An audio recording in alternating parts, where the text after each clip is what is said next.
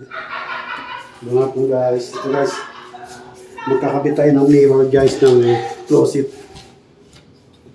Kabit natin guys. Di pa tapos yung gawa natin guys.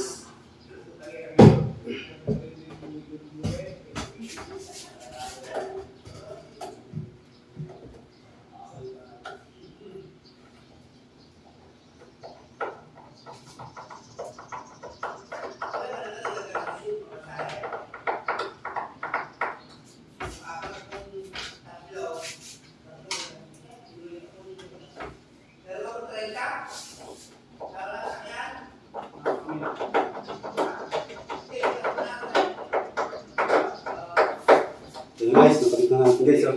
Yung mirror guys. Saka, nandito guys yung kuwan dito. Ito yung ano niya. Ganda na pag may hangin na guys, wala pa kasi hangin.